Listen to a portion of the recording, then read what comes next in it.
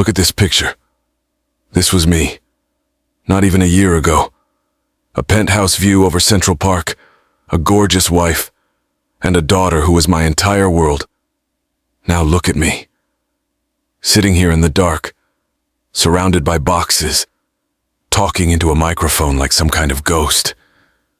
If you think your life has hit rock bottom, trust me, you haven't been where I've been. In just 4 weeks, I didn't just lose everything. Everything I thought was real shattered me. I'm talking about losing your anchor, your future, and your dignity all at once. My little girl, Lily, was gone. My wife, Victoria, was gone. My job, my home, my identity, gone. Have you ever looked at the people closest to you and realized they were strangers? They were wolves in cashmere clothing, waiting for the perfect time to devour you.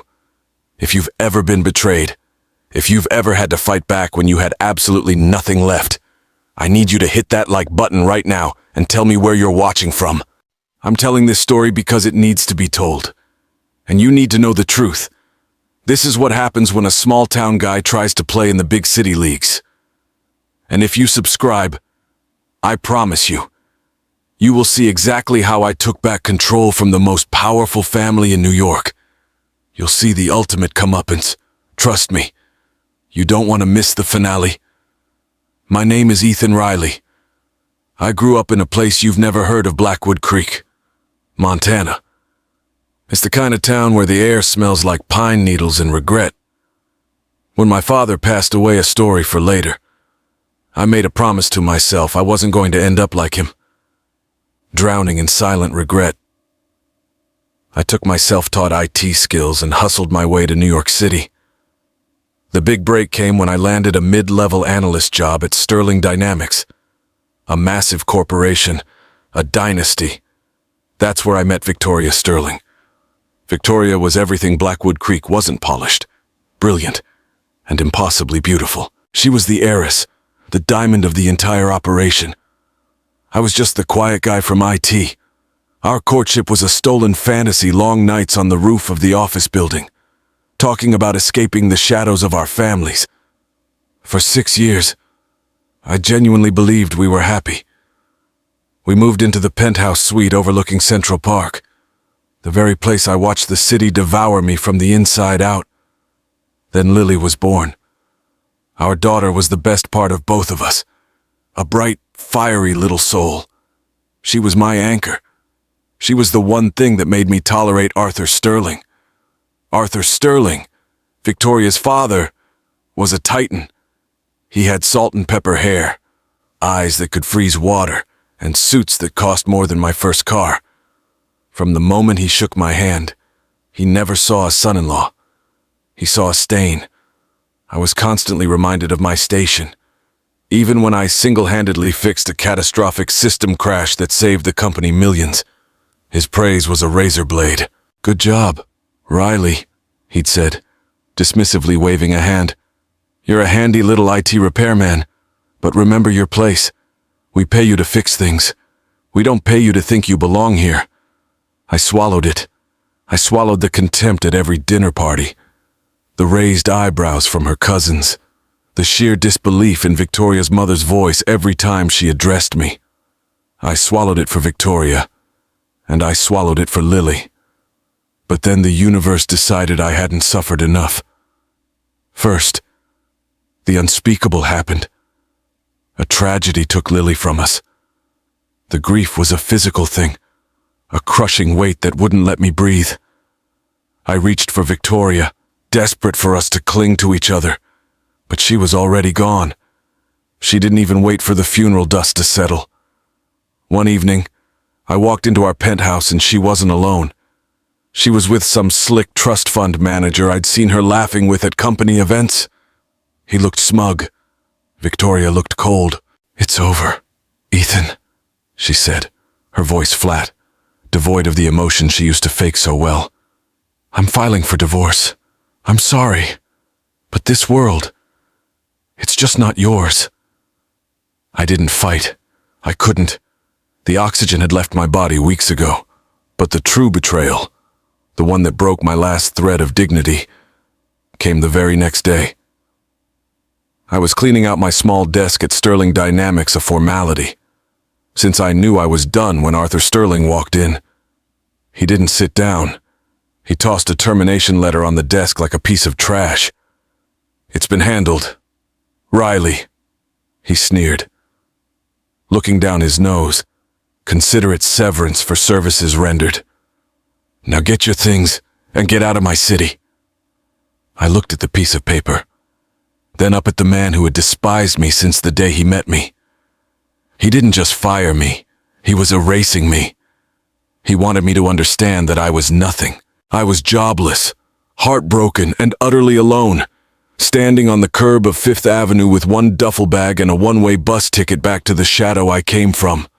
I thought that was rock bottom. I truly believed losing my daughter, my wife, and my livelihood was the worst of it. But I was wrong. The destruction they had caused shattered me. Yes, but it didn't kill me. Because what was waiting for me back in that isolated shack in Montana wasn't just my past, it was the truth. And it was the weapon I never knew I had. That first bus ride out of New York felt like a surrender.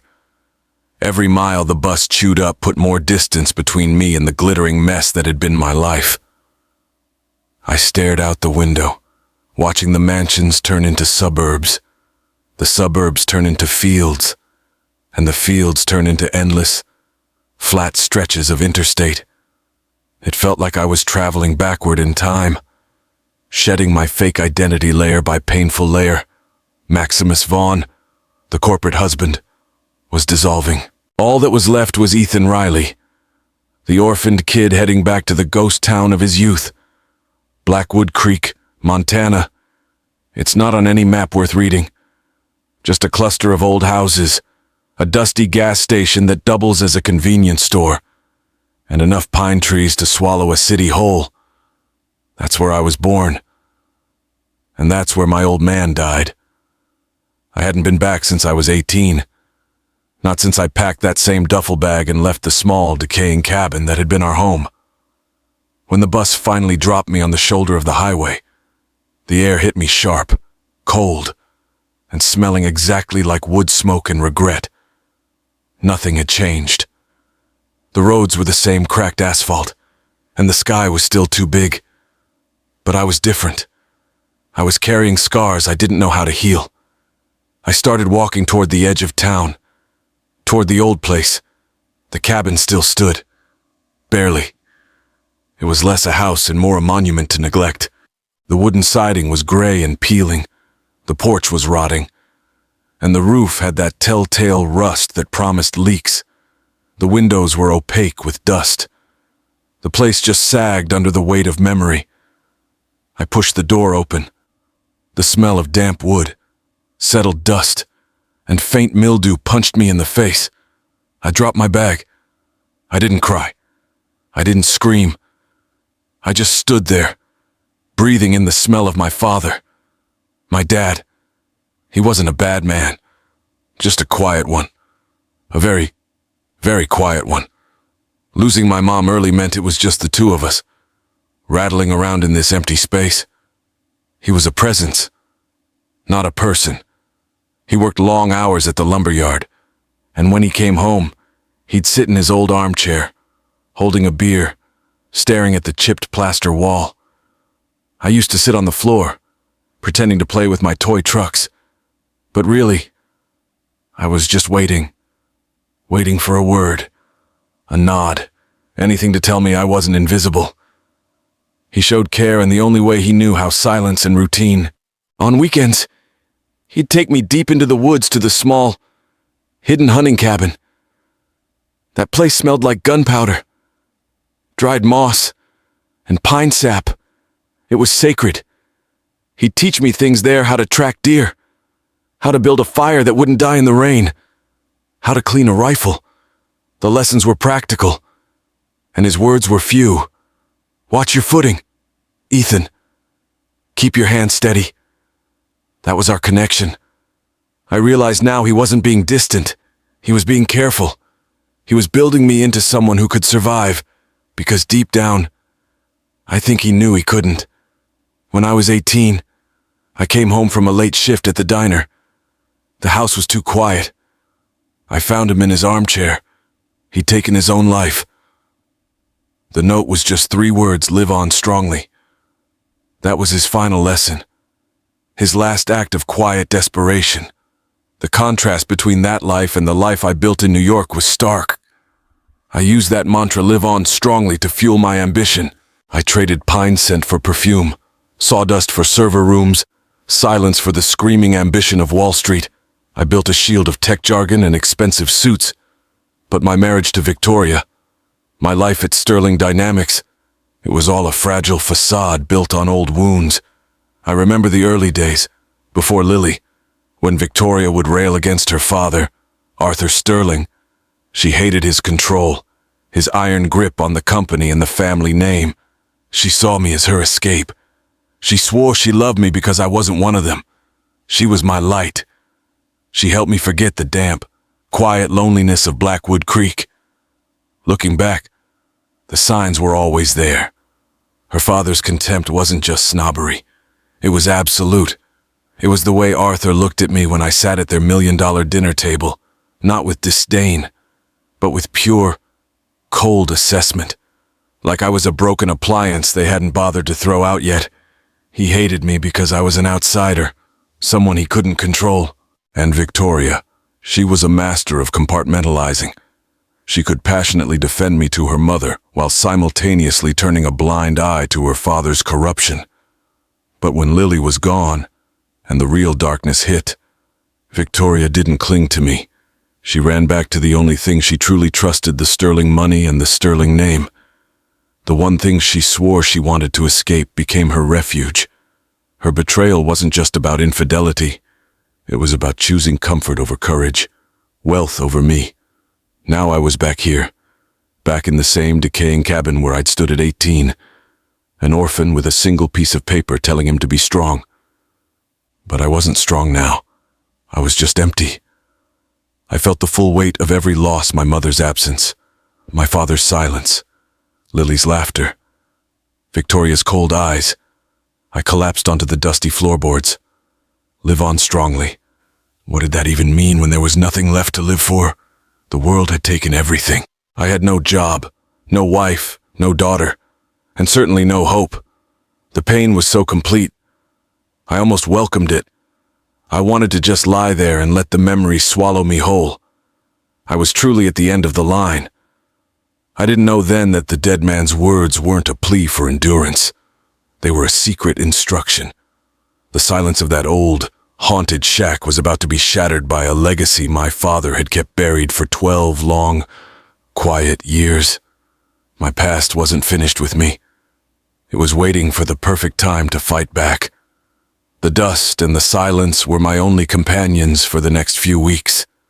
I moved like a ghost through the cabin, sleeping on a thin mattress, staring at the ceiling, wondering if this was it, if this was the silent, lonely end my father had chosen. I felt like a failure. I'd fought tooth and nail to climb out of Blackwood Creek, and life had just tossed me back, broken and used. I didn't open the duffel bag for days. It only contained a few shirts and my old laptop, the one I bought secondhand back in college, the one I used for all my real work, the kind Arthur Sterling would never see. But mostly, the bag held the weight of my shame.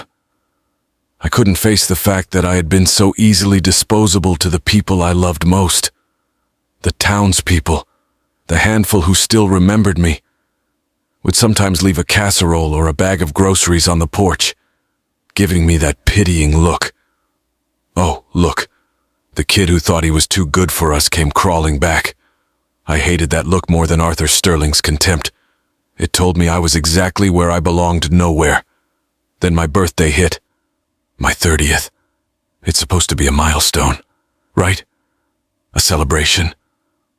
For me, it was just another cold, empty morning. No cake, no candles, no happy birthday wishes, just the relentless Montana wind howling through the cracked window panes. I was sitting in my father's old armchair, drinking lukewarm coffee, feeling the full, devastating power of being truly alone. And then, the impossible happened. A faint knock came at the door. I dragged myself up. It was old Mr. Henderson, the retired postal worker. He stood on the porch, a grizzled guy who always looked like he just stepped off a fishing boat. "Morning, Ethan," he said, his voice low. He held out an envelope.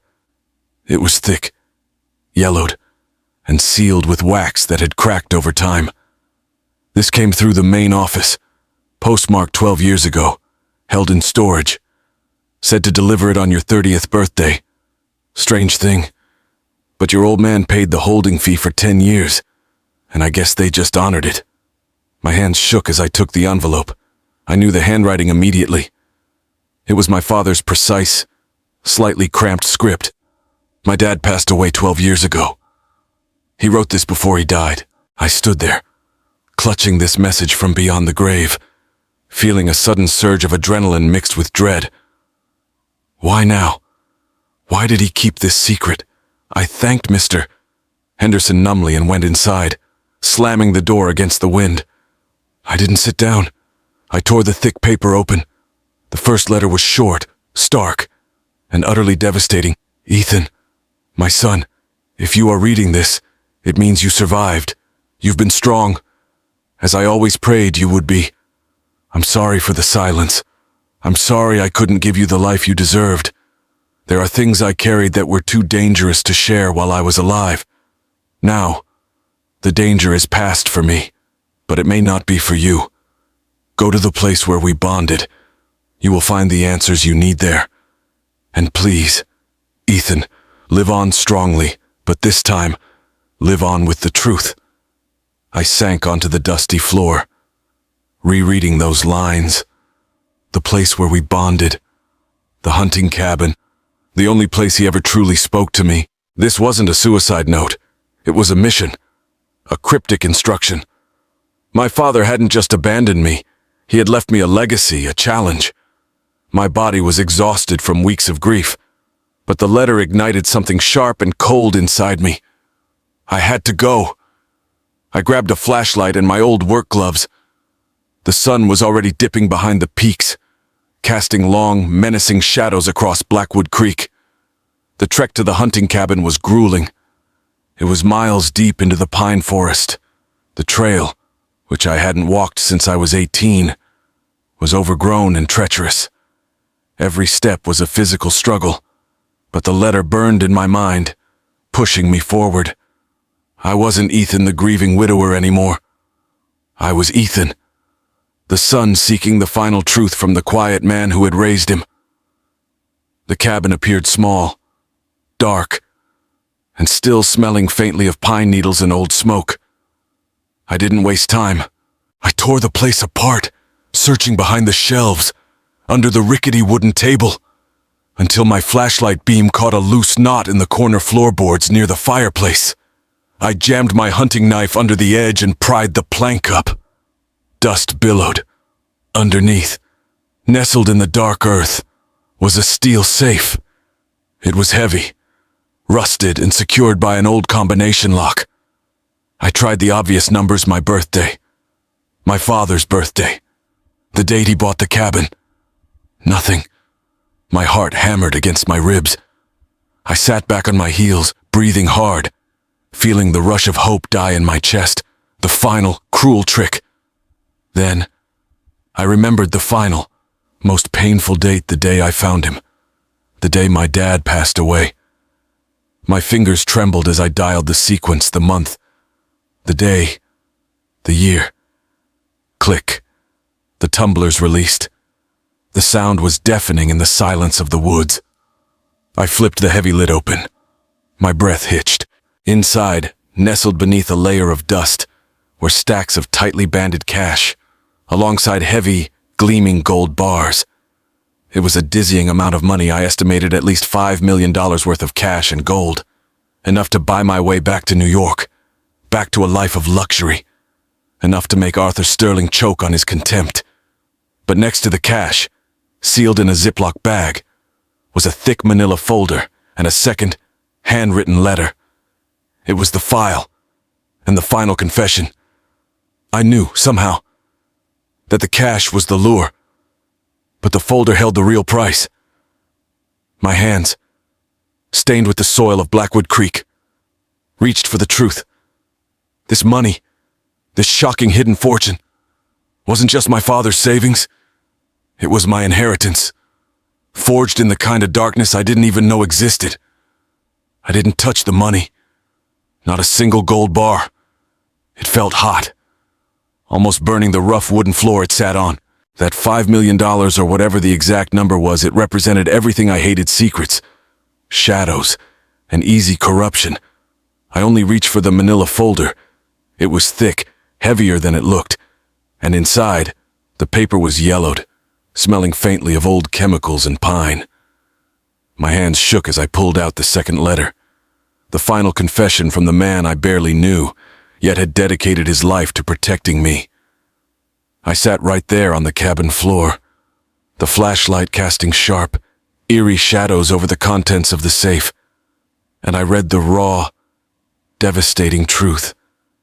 My father's handwriting looked shaky here, less controlled than the note he left on his final day. He wrote about Mom, about how beautiful she was, about how she was his light, just like Lily had been mine. He wrote about his past before he met her, a past I never knew existed. He wasn't a lumberjack. He wasn't just a mill worker. He was a financial operative. He specialized in untraceable transactions, shell corporations, and offshore accounts. He was the invisible hand that moved vast amounts of dirty money for a powerful, ruthless organization. He was a master IT repairman for criminals. He thought he could handle it. He thought he could walk away when he met Mom and I was born. But you don't quit a syndicate like that. You get out in a body bag. He tried to betray them. He tried to build a case, secretly documenting their entire operation, funneling information to the police. He thought if he could bring them down, we'd be safe. He was wrong. They found out. He wrote the details clinically, brutally. It wasn't an accident. Ethan, it wasn't a mystery. They killed your mother to punish me. They took my light. I was lucky to escape with you. I changed our names, moved us into that shack under witness protection. I let you grow up lonely, silent, afraid, because I knew the only way to keep you alive was to let you think I didn't care enough to talk. The world went silent around me. My mother, I only had fleeting memories: a soft voice, a scent of perfume, a warm hand on my hair. All my life, I believed she was just gone. Now, the gaping hole in my childhood, the ocean of pain in my father's eyes, the reason for his suicide, it all snapped into agonizing focus. He didn't die of depression or guilt over failing me. He died because he couldn't live with the fact that his choice to betray a criminal enterprise led directly to the murder of his wife. My mother.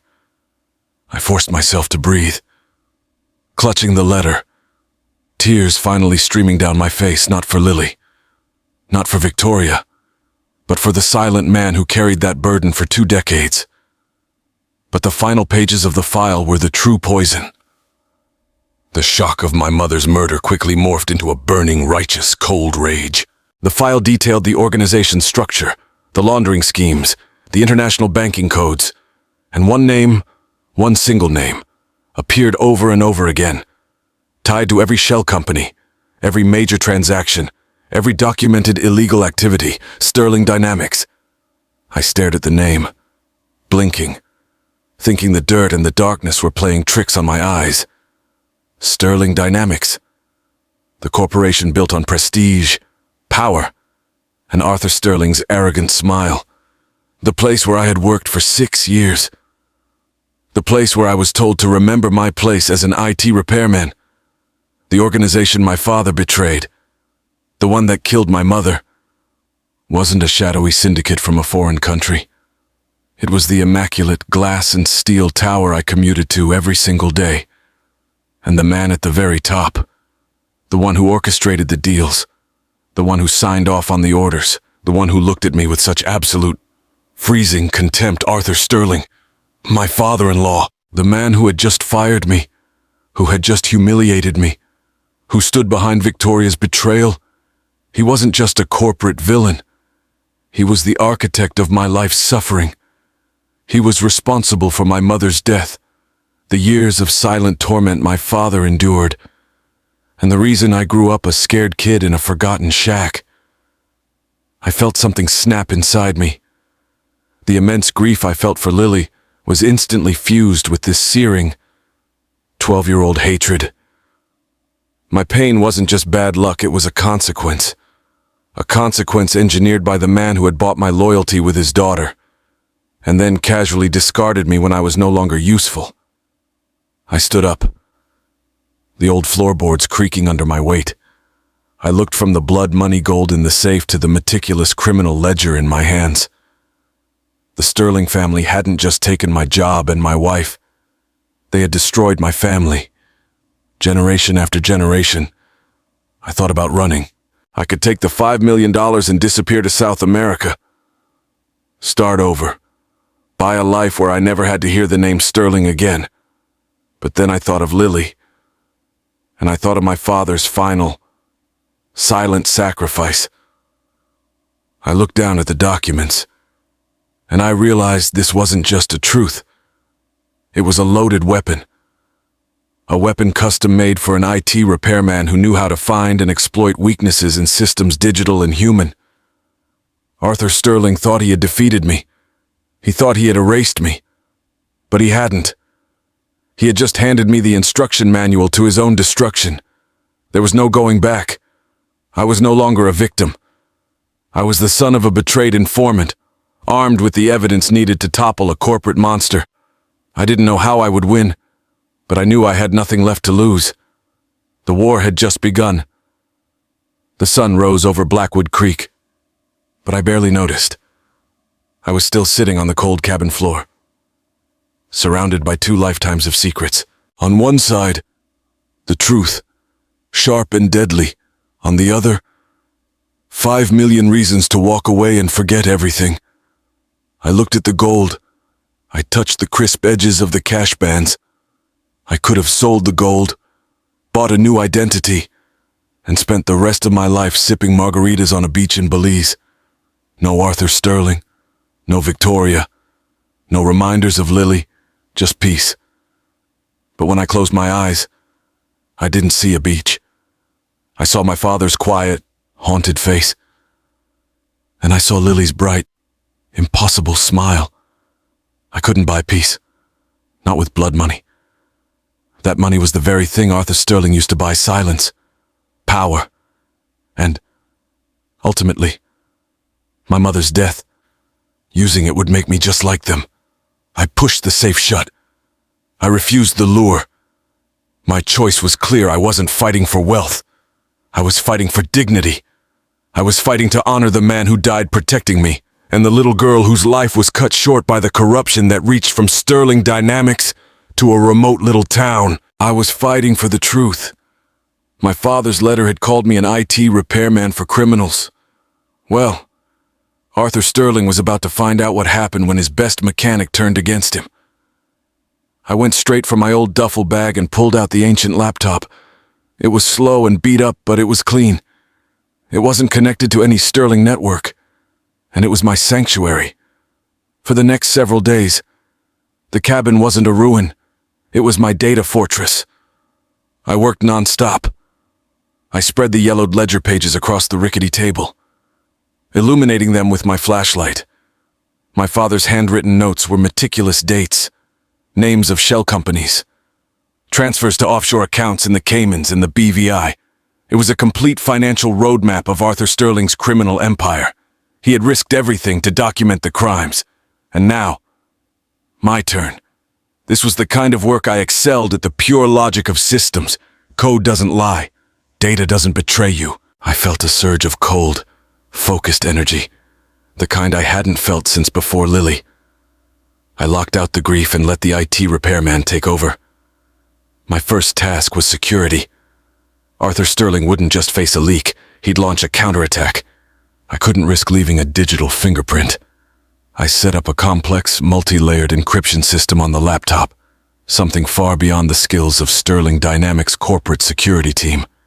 I used open-source tools, untraceable proxies, and encrypted relays, the digital equivalent of burying the evidence in the Montana wilderness. I scanned every document, every contract, every hand-drawn organizational chart my father had compiled. The sound of the ancient scanner, whir-thunk, was the heartbeat of my revenge. Each thunk was a nail in Arthur Sterling's coffin. I pieced the documents together like the biggest, most dangerous puzzle of my life. There was a direct link between a Sterling subsidiary, a supposed real estate investment fund, and the massive money laundering operations detailed in my father's notes. It wasn't speculation. It was undeniable proof. The evidence was damning. It proved Arthur Sterling used Sterling Dynamics as a facade for a sprawling, multi-million-dollar criminal operation. But I knew sending the evidence directly to the New York Police Department wasn't enough. Arthur Sterling could bury local law enforcement with his lawyers and influence. I needed to ensure the story went wide, high, and publicly. I researched investigative journalists known for taking down corporate giants. I found 3 high-profile targets, one at the New York Times, one at the Wall Street Journal, and one freelance reporter notorious for exposing SEC fraud. Using my untraceable email setup, I composed 3 identical messages. The subject line was simple, terrifying, and completely anonymous. Evidence of RICO and fraud, Sterling Dynamics. In the body, I gave them the basic breakdown, the key shell company names, and I attached the heavily encrypted files. I gave them just enough information to confirm the data's authenticity without compromising my identity. I told them the evidence linked Arthur Sterling to crimes spanning 2 decades, including murder, without mentioning my mother directly. The truth would speak for itself. My finger hovered over the send button. This was it, the moment of no return. The second I hit enter, I would officially declare war on the most powerful man in New York, a man who had already murdered my mother and driven my father to suicide. I would become his primary target, just as my father had been. I paused. I didn't think of the danger. I reached inside the duffel bag and pulled out the only thing I hadn't lost, an old, slightly worn block toy that Lily had given me. I held it for a moment, remembering her laugh. "This is for you, Lily." My fingers slammed down. I leaned back in the creaking armchair, the cold Montana air suddenly feeling thick and heavy. The silence of the cabin was gone, replaced by the deafening sound of an internal clock counting down. I had dropped a bomb on New York City from the middle of nowhere. I had just traded $5 million for the chance at justice. The game had changed. Now, I just had to wait for Arthur Sterling's world to catch fire. The next few weeks were the longest of my life. I was glued to the old, static-filled TV in the cabin and my laptop, watching the digital fire I had started spread. The quiet of Blackwood Creek was deceptive. Through the internet, I was watching the explosion happen live in New York. At first, there was silence from the media, which only added to the tension. I kept thinking, did I miss something? Was the encryption too good? Did Arthur Sterling manage to bury the evidence before the reporters even opened the file? Then, the first tremor hit. A small, anonymous article on a financial blog, then a larger expose on the Wall Street Journal website with the headline, "Sterling Dynamics under scrutiny for offshore ties." That was my cue. Within days, the articles exploded. My father's meticulous ledgers, the damning transaction data, it was all public. The investigative journalists did exactly what I hoped. They didn't just report on fraud. They painted a picture of a decades-long criminal enterprise hiding behind a polished corporate facade. The stock market reacted violently. Sterling Dynamics stock hemorrhaged value. I watched the evening news. The volume turned up high enough to drown out the wind. The visual was stunning, federal agents swarming the immaculate glass lobby of Sterling Dynamics. Arthur Sterling, The man who had always been so composed, so untouchable, was suddenly everywhere, but always defensive. His tailored suits looked rumpled. His freezing eyes betrayed a flicker of genuine fear and, worse, confusion. He was shouting at reporters, claiming it was a conspiracy, a malicious attack by failed competitors. But I saw the tremor in his jaw. He didn't know where the evidence came from. He didn't know who was hunting him. He thought he was untouchable. He thought the evidence was buried forever with my father. The collapse was total. Subsidiaries were frozen. Major clients cut ties immediately, citing ethical concerns, a beautiful corporate euphemism for fleeing a sinking ship. The family was fracturing on live TV. Victoria's mother, who once mocked my cheap shoes, was photographed crying outside a court, clutching a handbag that probably held the last of her emergency cash. And Victoria, my ex-wife, I saw her face on the screen, leaving a law office. She looked thin, haggard. She wasn't the queen of the Upper East Side anymore. She was just a woman caught in a disaster. Her trust fund lover had abandoned her the second the FBI warrant started flying. She'd chosen the name and the money, and both had betrayed her completely. I felt no satisfaction seeing her pain, only a deep, weary sadness for the life we might have had. The ultimate moment came 3 months later. The trial was swift, driven by the ironclad evidence my father had risked his life to compile. The charges were comprehensive money laundering, racketeering, and conspiracy leading to multiple acts of violence. The culmination of the entire saga was watching the verdict delivered live. The judge's voice was stone cold as he announced the sentence: life in a maximum security prison for Arthur Sterling. I sat in my ruined cabin, nursing a cup of stale coffee, watching the man who had ordered my mother's death, who had driven my father to suicide, and who had tried to erase me, finally led away in handcuffs. The powerful, arrogant titan was reduced to a defeated, frail old man. His face crumpled in disbelief. I felt a profound sense of catharsis, a wash of relief that emptied my chest of the toxic rage I'd carried for decades. But I didn't feel victorious. Justice had been served, but it couldn't bring Lily back. It couldn't bring back my mother. I knew I needed one final act of closure. I couldn't move forward while Victoria still existed as a phantom limb of my past. I needed to cut the last string. I took the bus back to New York. I didn't go to the penthouse. We met at a neutral spot, a quiet, forgotten cafe near the river. She was waiting for me. She was dressed simply, her hair dull, the famous Sterling confidence completely gone. When I sat down, she didn't look me in the eye. "Ethan," she whispered. Her voice was thin. I spoke calmly, quietly, the silence of Montana in my tone. "I'm not here to gloat. Victoria! I'm not here for revenge." She looked up then, and the tears started. Not the angry tears of the divorce, but deep, shaking sobs. "I know it was him," she choked out. "I know he destroyed everything. I'm sorry, Ethan. Not for leaving I made my choice, but I'm sorry I chose that over you. I'm sorry I chose his name even after Lily." She couldn't finish the thought. I looked at the wreckage of the woman I loved, and finally, truly, I felt free. She hadn't been strong enough to choose courage over comfort, and that failure had ruined her more than anything I could have done. "You chose Victoria," I said, my voice soft, firm. "And I chose. My choice was the truth. Yours was the lie. We're done." I stood up, leaving the cafe without a glance back. I hadn't come for closure from her. I had come to declare my own closure. I left the chaos of New York behind me, boarding the bus for the final time. I was going back to Blackwood Creek, not as a failure returning to the ruins, but as a survivor returning to the foundation. My mission was complete. Now, the real work, the work of healing, could begin. The final bus ride back to Blackwood Creek was different. I wasn't running from New York anymore.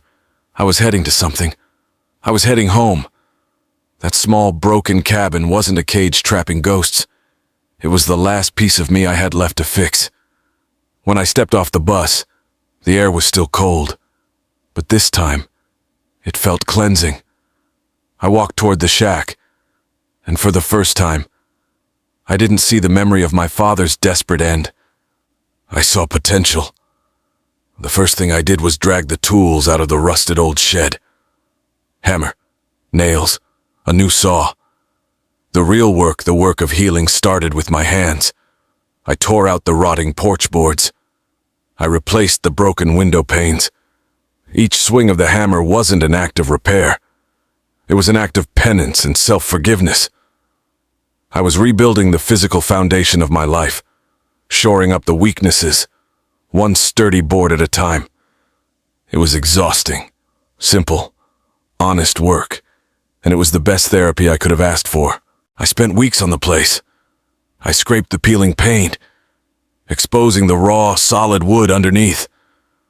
I patched the leaky roof.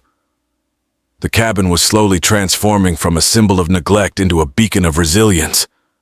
When I finally finished, standing back and looking at the small, sturdy wooden house with its fresh coat of dark stain, I felt a quiet satisfaction that all the millions Arthur Sterling possessed could never buy. I had rebuilt my home, and the safe, it stayed where it was, under the floorboards in the cabin. I opened it one afternoon, not with greed, but with quiet resignation. The gold still gleamed. The cash still smelled faintly of old paper and dust. $5 million. It could have changed my life, given me a new one. But I closed the lid and pushed the floorboard back into place. I didn't need the blood money. My victory wasn't financial. It was moral. I had already taken the truth, the only valuable thing my father left behind, and used it to bring down an empire. I had already won. The gold was my father's burden, his desperate insurance policy. I chose to leave it as a closed chapter. My wealth wasn't in the safe. It was in the freedom of my conscience. I started keeping a journal.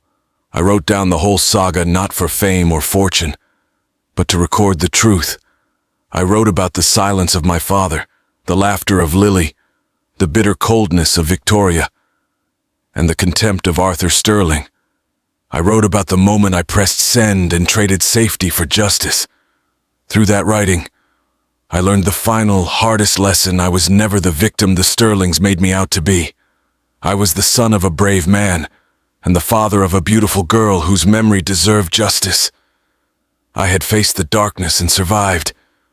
I used my mind, my skills, the things they despised, to win a war I didn't even know I was in. I don't know what my future holds. Maybe I'll start a remote IT consultancy, working from this quiet little shack. Maybe I'll adopt a dog.